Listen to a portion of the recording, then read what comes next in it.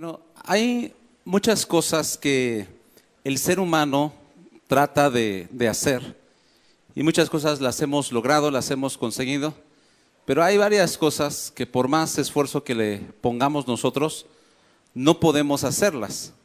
Y considero yo que es un grave error tratar de hacer algo que no está en nuestra capacidad de hacerlo. ¿Sí? Podemos poner muchos ejemplos, ¿no?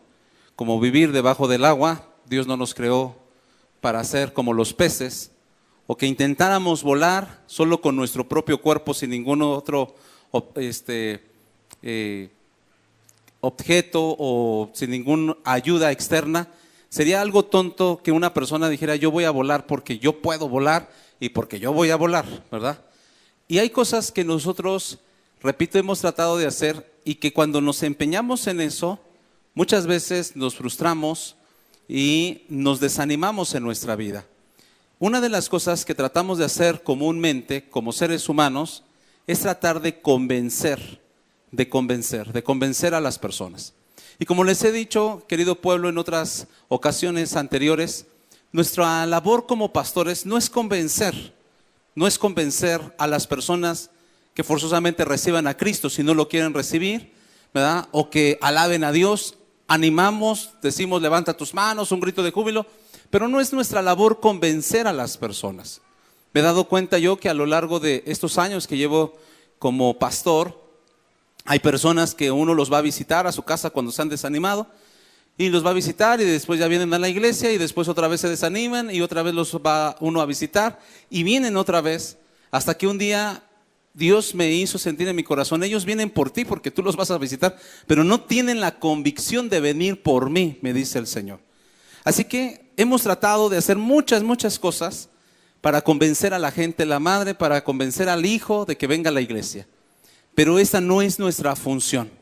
Así que puedes descansar y liberarte de esa presión, porque no es tu función, es la función de alguien sumamente especial, que es Dios. El Espíritu Santo es el que convence. Di conmigo, el Espíritu Santo es el que convence. Y en San Juan capítulo 16, versículos 7 al 11, vemos claramente esta función del Espíritu Santo. El Espíritu Santo es el que convence.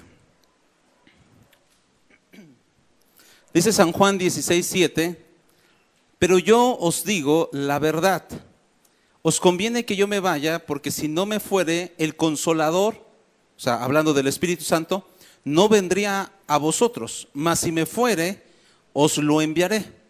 Esas son palabras de nuestro Señor Jesucristo antes de ser crucificado y dice, les conviene que yo me vaya, porque si no me voy, el Espíritu Santo no va a venir con ustedes. Y luego dice esto inmediatamente en el versículo 8.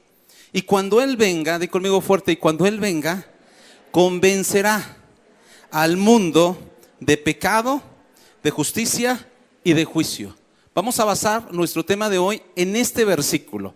Escúchalo bien, convencerá de 3 áreas, de pecado, de justicia y de juicio. Y luego dice el versículo 9, de pecado por cuanto no creen en mí. Versículo 10, de justicia por cuanto voy al Padre y no me veréis más. Y de juicio por cuanto el príncipe de este mundo ha sido ya juzgado. Ahora, dice aquí que nos convencerá. Esta palabra convencer no significa una manipulación. No significa a lo que hacen algunas mamás que tienen el espíritu de la mamá lucha, de la mamá del albertano, para que me entiendan, acá los que casi no ven tele, ¿verdad? Que cuando el albertano ya se quería casar, se le iba la boca chueca a la mamá lucha y lo manipulaba, ¿no? A través de que le daba la chiripiorca, de que se iba a convulsionar y todas esas cosas, ¿no? No es convencer con una cuestión de manipulación. El Espíritu Santo no manipula, el Espíritu Santo no controla. El Espíritu Santo da libertad. ¿A qué nos referimos con esta palabra convencer? Si en los siguientes minutos no te duermes, la vas a recibir, obviamente la vas a entender.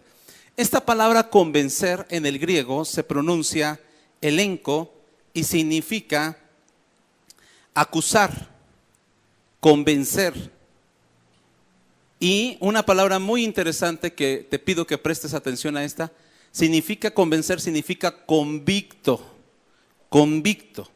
También significa redarguir y exhortar, redarguir y exhortar. Incluso en algunas Biblias, este mismo versículo que acabamos de leer, 16:8 de San Juan, dice, Él redarguye de pecado, de justicia y de juicio. Cambia la palabra convencer por redarguir. Convencer y redarguir es lo mismo.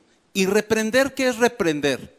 Reprender en términos sencillos es regañar.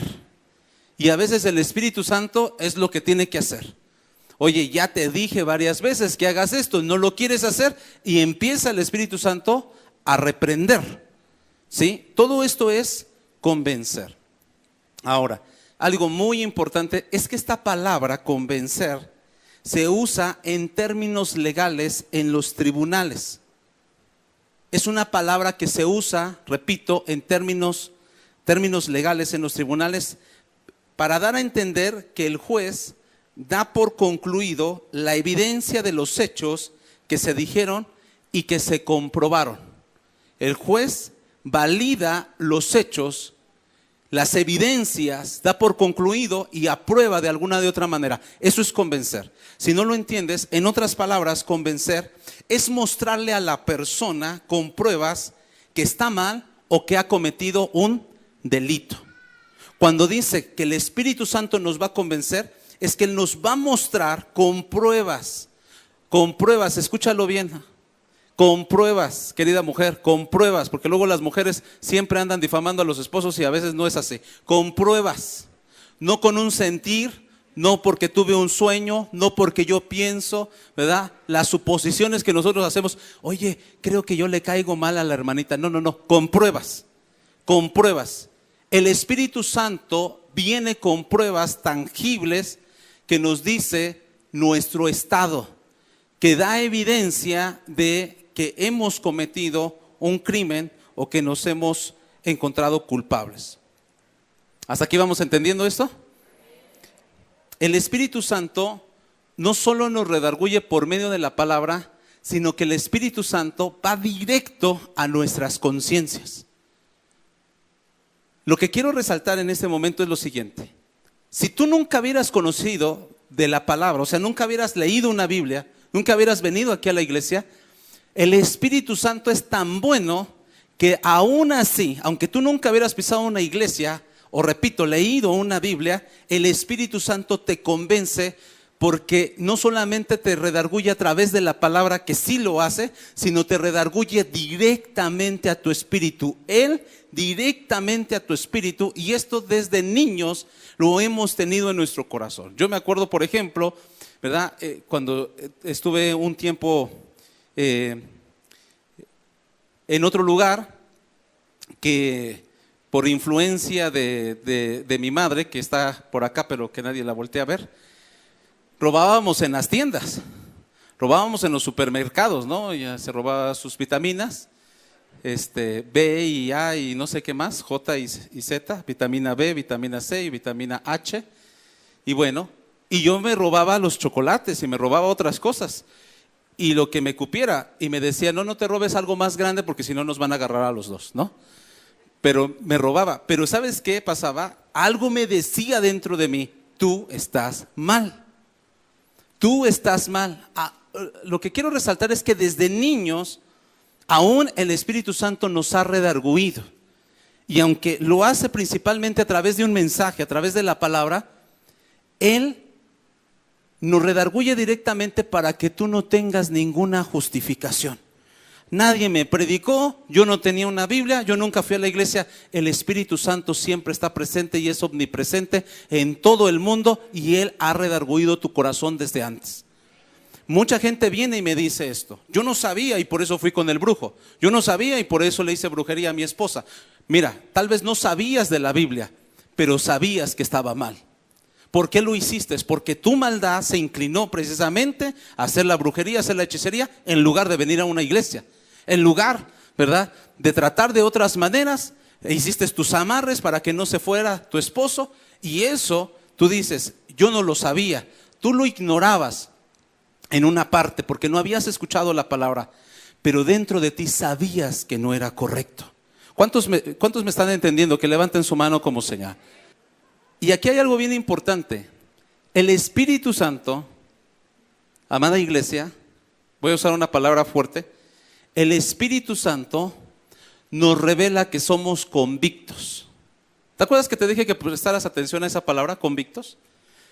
¿Y convictos qué entiendes tú por convictos? Por un convicto, un fugitivo de la ley. Convicto es eso, pero no solo es eso. Convicto es lo siguiente: es una persona que se le ha probado legalmente, o sea, con pruebas, legalmente un delito, aunque la persona no lo confiese. Ese es un convicto. Y el Espíritu Santo nos revela que somos convictos, todos los que estamos aquí. Que legalmente, con pruebas, nos ha dicho: este es tu estado, aunque tú pintes que eres de otro. Eres un mal padre, pero tú dices que eres bueno. ¿Sí? El Espíritu Santo, con pruebas tangibles, nos dice: tú has cometido delito, se encontró que tú eres culpable por estas y estas y estas evidencias, aunque no lo confieses. Ese es un convicto. Pero cuando tú y yo confesamos nuestro pecado, empezamos a salir de ser convictos para ser justificados por la gracia de nuestro Dios. ¿Cuántos le pueden dar un aplauso a nuestro Dios? Así que, en resumidas cuentas, esta palabra de convencer es cuando el Espíritu Santo usa esta palabra, que Él nos convencerá, significa que Él nos dará las pruebas y las evidencias. Pruebas y evidencias, amada iglesia, pruebas y evidencias. ¿De qué? De 3 áreas, para los que están apuntando, que ya lo leímos, de 3 áreas. Él te va a dar las pruebas y las evidencias de 3 áreas: de pecado, de justicia y de juicio. ¿Qué significa de pecado? San Juan 16, 9, que ya lo leímos, pero vamos a leerlo, está bien chiquito el versículo, dice: ¿qué nos convencerá de pecado por cuanto no creen en mí? El Espíritu Santo es enviado para convencer de pecado a los pecadores.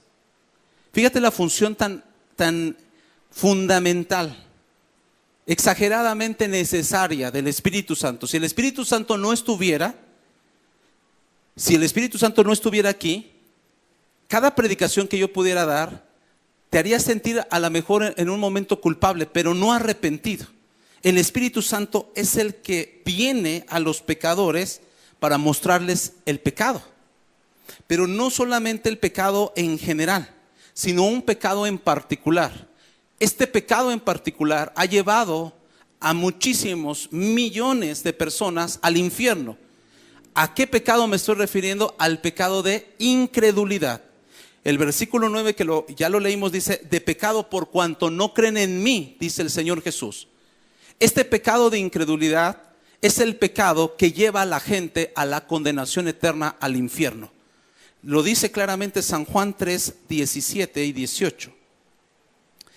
Porque no envió Dios a su Hijo al mundo para condenar al mundo, sino para que el mundo sea salvo por él. Presta atención, versículo 18. El que en él cree no es condenado. ¿El que cree en quién? En Cristo no es condenado. Pero el que no cree ya ha sido condenado porque no ha creído en el nombre del unigénito de Dios, del Hijo de Dios. Escucha bien esto: el pecado de incredulidad dice: el que cree no es condenado, pero el que no ha creído ya ha sido condenado, por decirlo así, de antemano, por no creer en el unigénito Hijo de Dios. Y aquí, ¿a qué nos referimos con creer, amada iglesia? O no creer. Cuando nos referimos a creer, no es como la gente dice: ¿tú crees en Dios? Sí, yo creo en Diosito y que quién sabe qué. Y vive como diablo. Cree en un Dios, pero vive como diablo, ¿verdad? No es eso. Creer es que tú realmente has recibido a Cristo en tu corazón, dejas que Él sea el Señor de tu vida, lo amas, lo buscas y lo obedeces. La fe sin obras está muerta. De nada sirve que yo le hubiera dicho a mi esposa antes de ser mi esposa: yo sé que eres la mujer de mi vida, y nunca le hubiera propuesto matrimonio. Yo estoy segurísimo que tú eres la mujer para mí. Y ella, pues ya dame el anillo, ¿no? Ya proponme que nos casemos. De nada hubiera servido que yo creyera que ella era la mujer de mi vida si yo no hubiera tenido una acción correspondiente. La fe tiene que tener una acción correspondiente. Si tú crees en Cristo, tú le has recibido a Cristo. Si tú crees en Cristo, tú amas a Cristo, tú obedeces a Cristo, porque lo has recibido como tu Señor. No solo como el que te salvó, sino como tu Señor, que estás dispuesto a obedecerle. ¿Alguien aquí hay de esos que están dispuestos a obedecerle? ¿Alguien aquí ha recibido a Cristo? ¿Cree en Cristo con evidencias? ¿Cree con una fe viva? La fe sin obras está muerta. Así que el Espíritu Santo lo que hace es llevarnos a la convicción de creer en Jesucristo, no a través de una manipulación, sino que nos muestra nuestra necesidad de Él. Y aquí hay algo importante que lo he mencionado en algunas clases que damos aquí entre semana. Cuando una persona realmente tiene un encuentro con Dios, no esas personas que vienen después de un retiro de 2 o 3 días súper emocionadas, que van a cambiar y que andan besuqueando a todo el mundo porque los aman y ya después se les acaba esa emoción. No, sino un cambio, un encuentro genuino. Lo primero cuando tú tienes un encuentro con Dios es que Él te muestra cuánto te ama. Él te muestra su amor, que es tan exquisito, que ese amor sana tus heridas, que ese amor, ¿verdad?, te llena en lo que nunca pudiste haber sido llenado, con hombres, con mujeres, con sexo, con droga, con lo que sea. Y te muestra cuánto te ama. Pero después de eso, casi inmediatamente, te muestra cuánto pecado y maldad hay en ti. Hemos dicho algo: Dios te ama como tú eres. Dios te acepta como tú eres. Pero como te ama tanto, no te deja como tú eres. El amor de Dios nos transforma, amada iglesia. El amor de Dios nos cambia, nos libera. El amor de Dios hace una transformación en nuestra vida de adentro hacia afuera. Cuando hay realmente amor, tú no dejas igual a la persona. No dejas igual eso. Sabes que puedes aportar y que el amor es más que un sentimiento, es una acción que busca el beneficio de la otra persona antes que el tuyo mismo. Y entonces Dios lo primero que hace es mostrarte cuánto te ama, pero después mostrarte cuán pecador eres, cuán pecadores somos y cuán malos somos, y también nos muestra cuánto necesitamos de un Salvador. Todos los que estamos aquí tenemos maldad en nuestro corazón. Estaba escuchando que hace poco una persona muy reconocida decía que la humanidad no es mala, pero cuando se acercan a Jesús, el joven rico le dice: maestro bueno. Y Jesús dice esto: ¿por qué me llamas bueno? Bueno, solo el Padre. ¿Sabes qué él está dando a entender? No es que Jesús no fuera bueno, sino lo que estaba diciendo es: quiero que te ubiques que nadie es bueno excepto Dios. El joven rico creía, le decía maestro bueno porque él creía que era bueno. Tú y yo no somos buenos. Realmente sin Dios nosotros no tenemos bondad. Dios es el que pone la bondad. Él es bueno. Por eso dice la Biblia en tantas partes de la Escritura: Dios es bueno. Dios es bueno, Dios es bueno y para siempre es su misericordia, amada iglesia. Así que el Espíritu Santo nos convence, nos muestra con pruebas verdaderas nuestro error. Y esto no lo hace para sentirnos o hacer sentirnos culpables o condenados, sino todo lo contrario, nos muestra nuestro error y la gravedad de nuestro pecado y de nuestra maldad para que busquemos la solución. No hay otra solución para el pecado. Nadie puede resolver el problema del pecado, solo Jesucristo. Solo Jesucristo. Él es el único que puede resolver el problema del pecado. Así que concretamente nos convence de pecado en ese sentido. Pero dice también el versículo 10 que nos convence de justicia, por cuanto voy al Padre y no me veréis más. Escucha bien esto. De justicia, por cuanto yo, dice Jesús, voy al Padre y no me vas a ver más. ¿A qué se está refiriendo que nos va a convencer de justicia? Cuando habla de que nos va a convencer de justicia, no se está refiriendo a la justicia en general, ¿sí? Tú eres justo o injusto, no, sino a la justicia específicamente de Cristo, a la justicia de Cristo.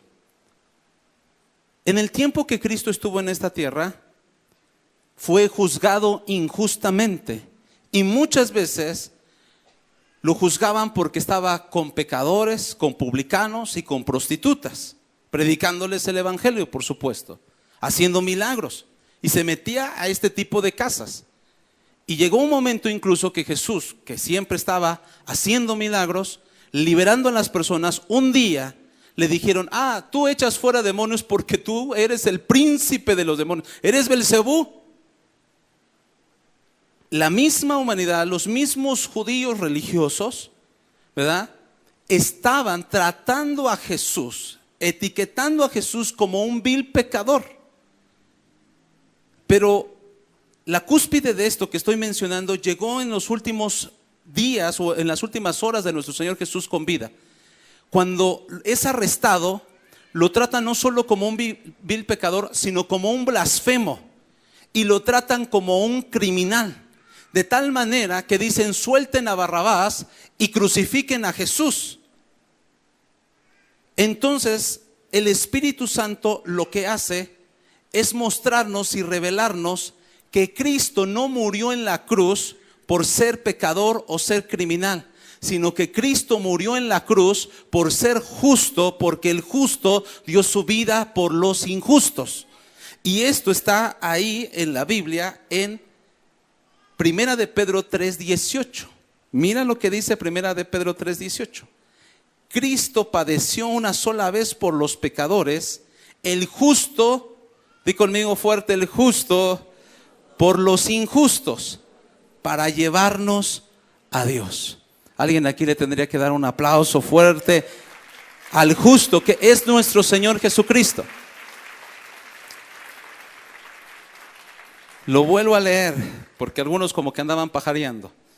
Cristo padeció una sola vez por los pecados, el justo por los injustos, para llevarnos a Dios. El justo por los injustos. Cuando dice aquí concretamente que el Espíritu Santo nos convence de justicia, es que el Espíritu Santo te revela que Cristo no murió por ser un criminal o un pecador, sino que Cristo murió por ser justo. Hay personas que les va mal porque se portan mal y porque son malos, pero hay personas que les va mal en algunos momentos, o lo llamamos así, que son pruebas, porque también estás buscando a Dios. No todos los malos resultados, entre comillas, por decirlo malos, que tú le llamas pruebas o dificultades, vienen por la desobediencia. Muchas cosas vienen porque tú estás haciendo bien las cosas y porque estás buscando de Dios. Jesucristo en este aspecto no fue crucificado, por supuesto, por ser pecador ni criminal, sino por ser justo. Jesús, si hubiera sido injusto, su muerte no hubiera servido de nada. Si él hubiera tenido, así te lo digo porque así está en la palabra, un solo pecado, él no hubiera podido salvar a la humanidad. Pero la Biblia dice en Hebreos que él fue tentado por toda clase de pecado, pero nunca cometió pecado. Él es justo, amada iglesia. Y lo dice también en Hechos, capítulo 3, versículo 14. Hechos 3:14. Mas vosotros negasteis al santo y ¿a quién? Y al justo, dice aquí. Mas vosotros negasteis al santo y al justo, pedisteis que se diese un homicida, en este caso Barrabás. Y dice el versículo 15, matasteis al autor de la vida, a quien Dios ha resucitado de los muertos, de lo cual nosotros somos testigos. Así que el Espíritu Santo nos revela, nos muestra la justicia de Jesucristo. Nos muestra la justicia de Jesucristo. El Espíritu Santo nos revela el triunfo de Cristo con la evidencia de la resurrección, mostrando que Cristo era justo. Si Cristo no hubiera sido justo, el poder de Dios, del Padre, no lo hubiera resucitado, pero la evidencia de su justicia es su resurrección. Es la resurrección de Cristo. Y la siguiente área. ¿De qué nos convence el Espíritu Santo? De juicio. Versículo 11.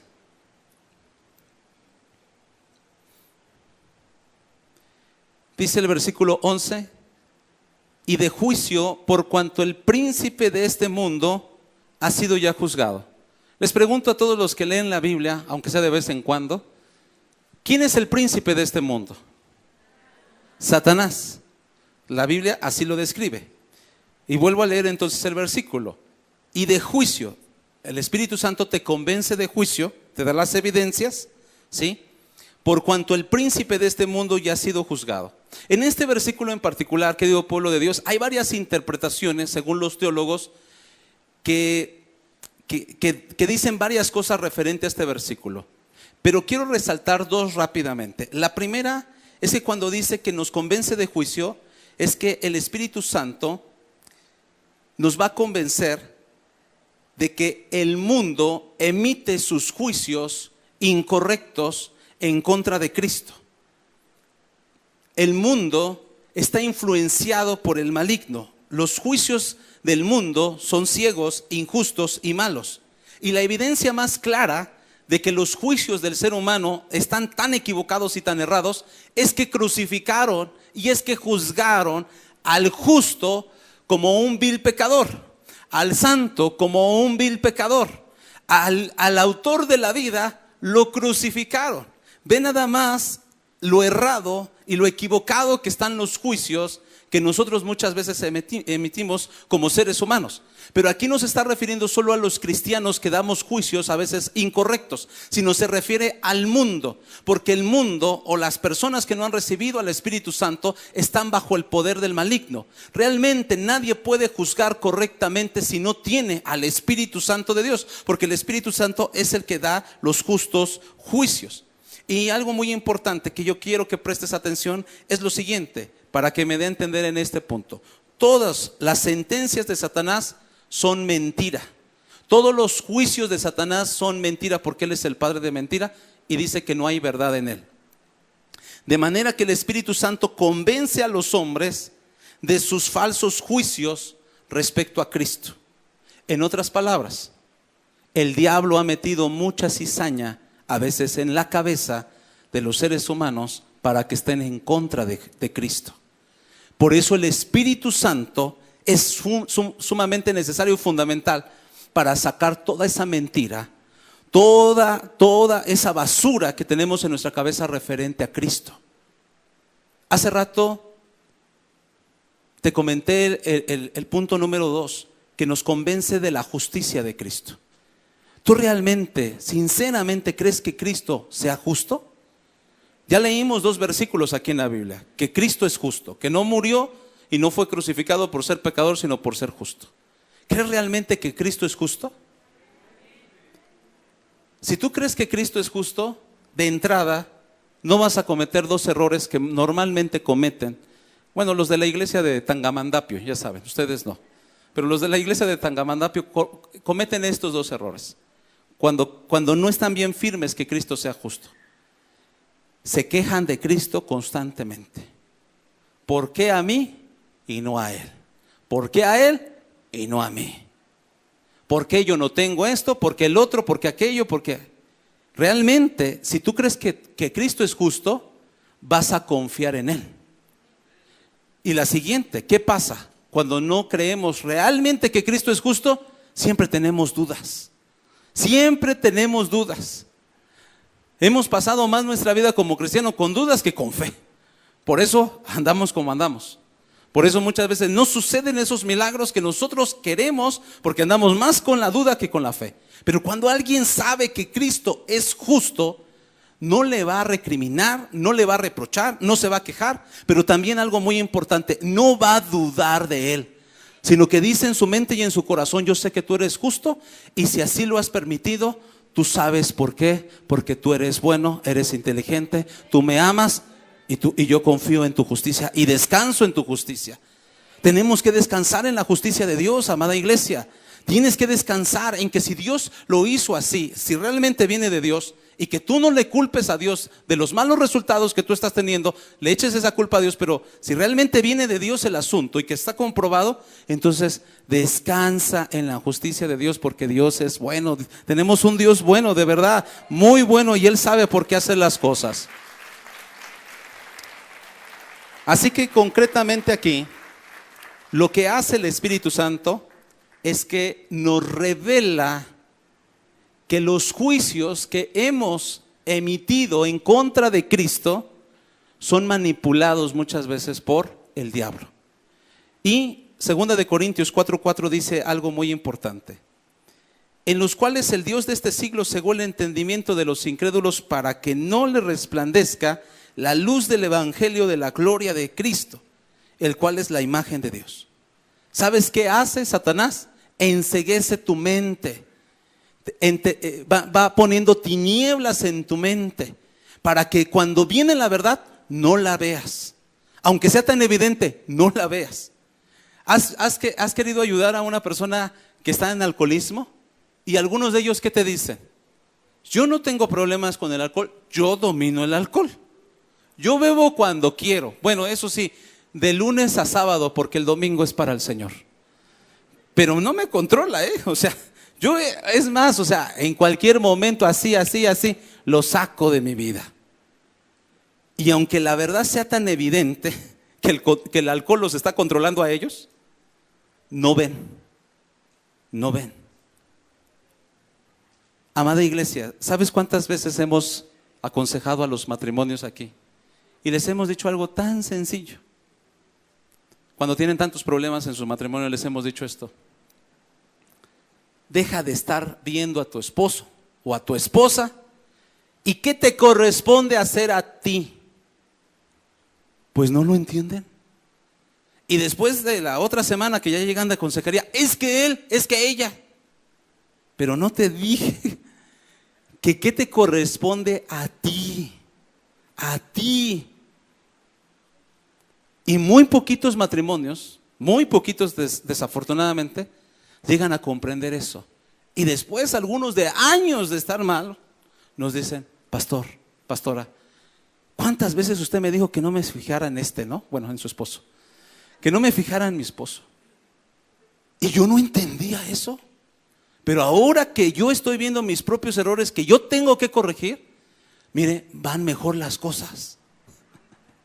Y de verdad que nosotros en nuestra mente, pero ¿desde cuándo hubieran ido mejor las cosas? Pero a veces parece tan evidente, hermanos, tan evidente. Pero Satanás ha cegado el entendimiento. Tú necesitas al Espíritu Santo, porque el Espíritu Santo es el único que nos abre nuestros ojos para que conozcas la verdad. No tu verdad, no mi verdad, sino la verdad que nos libera, que nos da poder para ser libres. Amén. Necesitamos el Espíritu Santo de Dios. Pero también hay algo muy importante que no quiero dejar pasar por alto. Y esto es algo muy importante, amada iglesia. Tenemos buenas noticias. Cuando dice que el Espíritu Santo nos convence de juicio, dice: por cuanto el maligno ha sido ¿qué? Juzgado. Por cuanto el maligno ha sido ¿qué? Juzgado. Esas son las buenas noticias. Cuando se refiere a que el Espíritu Santo nos convence de juicio, es que el Espíritu Santo nos revela la derrota y juicio de Satanás a través de la obra de redención que Cristo hizo en la cruz. Eso es algo tan importante. Aunque la muerte de Cristo pareciera que llegó a ser la mayor victoria para el diablo, ha sido su más grande derrota. Cuando el diablo empezó a manipular a la gente, a poner en Judas, fíjate bien, el que Judas pudiera traicionar a su maestro. Por eso le dijo que cuando entró el bocado, así le dijo Jesús cuando estaban comiendo la Pascua, cuando entró el bocado, entró Satanás ahí. Porque Judas en ese momento tomó la decisión firme de traicionar a Jesús por 20 piezas o 20 monedas de plata. Así que cuando Satanás empezó a mover sus piezas, a empezar a llenar el corazón de Judas, ¿verdad?, de tantas mentiras, a empezar a manipular al pueblo, pensó: si mato al Hijo de Dios, yo tengo todo el reino para siempre. Pero cuando Cristo murió y cuando Cristo fue sepultado y fue resucitado, Él a través de su muerte venció el pecado y le dio libertad a la humanidad, como a ti, como a mí, hombres y mujeres, jóvenes y ancianos, que podemos cambiar y que podemos ser transformados. Pero cuando Él resucitó al tercer día, que eso no se lo esperaba Satanás, Él venció a la muerte. La muerte dice que lo quiso retener en la tumba, pero Jesucristo salió resucitado al tercer día. Y no solamente eso, amada iglesia, sino que pasó algo extraordinario. Cuando Cristo resucitó, enjuició al diablo y lo derrotó. El diablo es un ser derrotado. Muchas veces tú y yo vemos a Satanás muy alto porque tú le has dado cavidad, porque te has apagado en tu espíritu. Pero Satanás está derrotado y él tiene un juicio de parte de Dios. ¿Y a qué nos referimos con esto? Mira lo que dice la Biblia. Por favor, abre tu corazón. Efesios capítulo 1 versículo 18 al 23 habla de que Cristo enjuició al diablo y lo despojó de los derechos que tenía sobre las naciones y sobre la humanidad. Sobre las naciones y sobre la humanidad. Efesios 1:18: alumbrando los ojos de vuestro entendimiento, para que sepas cuál es la esperanza que Él nos ha llamado y cuáles las riquezas de la gloria de su herencia en los santos, y cuál la supereminente grandeza de su poder para con nosotros los que creemos. ¿Qué está diciendo aquí en la Biblia? Son palabras del apóstol Pablo, que está diciendo: yo oro para que el Espíritu Santo les dé revelación, les dé un espíritu de entendimiento y comprendan cuál es la esperanza que Dios nos ha llamado, porque nosotros tenemos esperanza, amada iglesia. Hay personas que se muere el de al lado y dice: ya se acabó todo, pero nosotros tenemos esperanza porque Dios nunca se va a morir, porque Dios es eterno y Él es fiel y Él siempre está con nosotros. Entonces tenemos esperanza, pero también tenemos herencia. Y dice el versículo 19, lo vuelvo a leer: y cuál la supereminente grandeza de su poder para con nosotros los que creemos. ¿Cuántos creen en el poder de Cristo? Sigue diciendo: según la operación del poder de su fuerza, la cual operó en Cristo, resucitándole de los muertos y sentándole a la diestra en los lugares celestiales. Y sobre todo principado y autoridad y poder y señorío, y sobre todo nombre que se nombra, no solo en este siglo, sino también en el venidero. Versículo 22: y sometió todas las cosas debajo de sus pies y lo dio por cabeza sobre todas las cosas a la iglesia, que somos nosotros, la cual es su cuerpo, la plenitud de aquel que todo lo llena en todo. Esto es lo que Cristo hizo. Derrotó al diablo, pero también lo enjuició, le despojó. Y ahora, lo que Dios le había dado a Adán desde el principio, que le dijo: tú vas a gobernar sobre todo esto, vas a señorear sobre los peces del mar, sobre las aves de los cielos, sobre las bestias, etcétera, etcétera. Dios le dio un señorío a Adán. Adán se lo entrega a Satanás cuando desobedece a Dios. Y aquí hay algo muy importante. Lo que Dios te ha entregado, tú se lo puedes dar al diablo cuando eres desobediente. Cuando tú y yo desobedecemos, lo que Dios puso en tus manos, tú se lo das al diablo, y el diablo es un ladrón. Entonces, cuando Adán y Eva desobedecen, lo que Dios les había dado, el diablo lo toma. Por eso en la tentación, cuando el diablo se le presenta a Cristo, en la tentación después de 40 días de ayuno, le dice, lo sube a un monte alto y le dice: todos estos reinos te voy a dar, Cristo, si tú te postras y me adoras, porque a mí me han sido dados. ¿Sabes por qué? Porque el hombre se los había dado a él. Pero Cristo, cuando Él muere y Él resucita, amada iglesia, esa es la buena noticia, despojó al diablo de toda esa autoridad, y lo acabamos de leer, lo dio por cabeza a la iglesia. Yo no sé por qué tú estás derrotado, pero yo no conozco a un Dios que nos ha vendido una falsedad de victoria. Dios realmente derrotó al diablo, lo despojó, y ahora nosotros que hemos pasado de muerte a vida y que permanecemos en el reino de Dios, tenemos nosotros la victoria sobre Satanás, tenemos la victoria sobre todo toda opresión. A mí ya no se me sube el muerto desde hace muchos años. Yo no sé si tú sigas sufriendo de eso, pero yo tengo un Cristo más que vencedor. Tengo un Cristo que despojó al diablo y lo derrotó y lo exhibió públicamente, también dice la palabra. Si no te quedas conforme con eso, te regalo otro versículo que está en la Biblia. Te lo regalo como si yo lo hubiera comprado, ¿ah? Te lo comparto pues. Colosenses 1:13 y 14. Colosenses 1:13 y 14 dice: el cual nos ha librado de la potestad de las tinieblas y nos ha trasladado al reino de su amado Hijo, en quien tenemos redención por su sangre, el perdón de pecados. Solo que tú voluntariamente quieras estar bajo el gobierno de Satanás, lo puedes estar. Pero este gobierno del diablo es un reino de pecado y de muerte. Pero yo desde hace mucho tiempo, cuando leí este versículo de Colosenses 1:13, que Él me ha librado de la potestad de las tinieblas y me ha trasladado al reino de su amado Jesucristo, Hijo Jesucristo, yo en mi mente y en mi corazón tomé una decisión. Yo no le debo nada al diablo. Yo no soy de él y yo no le debo nada a ese ser. Todo se lo debo a mi Señor Jesús, porque Él me ha salvado, porque Él me ha perdonado, porque Él me ha dado vida, porque Él me ha amado. Así que el Espíritu Santo quiere mostrarte la derrota del diablo. Esto tú me puedes haber entendido en tu mente. Si alguien me ayuda, por favor. Tú me pudiste haber entendido en tu mente. Ah, sí. A través de la muerte, sepultura y resurrección derrotó a Satanás. Pero yo no quiero que me entiendas. Yo quiero que le permitas al Espíritu Santo que Él te lo revele para que tú vivas en victoria. Para que tú vivas en victoria, hermano. Es el tiempo de pasar del entendimiento a la revelación, a algo que realmente podamos vivir. Se nos está yendo la vida. Algunos de ustedes ya llevan 5 años, 10 años de cristiano, 20 años. Ya no pueden estar en la misma condición cuando tenemos tanta victoria. Cuando estamos recogiendo las migajas del amor, si me ama o no me ama esa persona, cuando Cristo te amó. Y lo más importante que nos puede revelar el Espíritu Santo es la cruz. Es el sacrificio de Jesús. Él no dijo te amo, Él no te abrazó, Él no te dijo un día voy a estar contigo. Él lo hizo al dar su propia vida por ti y por mí.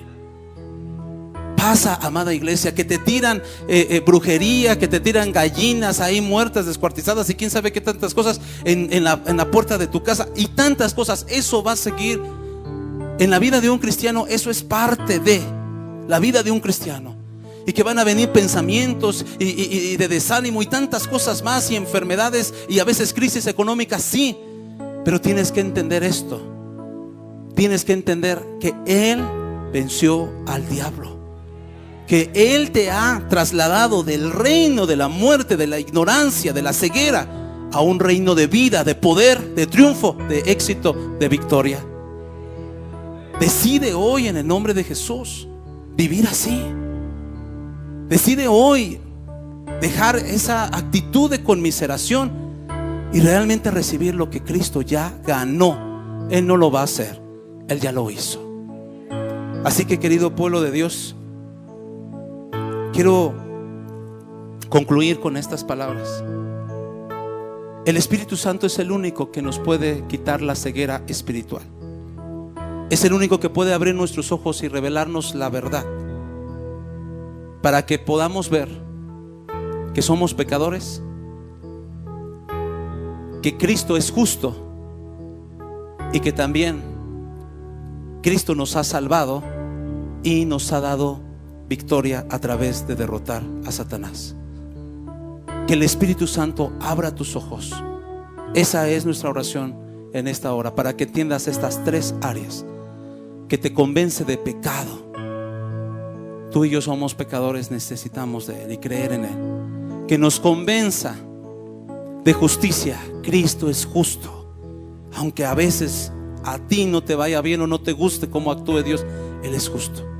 Y 3, Cristo enjuició y venció a Satanás y nos ha dado victoria. Si alguien aquí cree eso, pónganse de pie en el nombre de Jesús.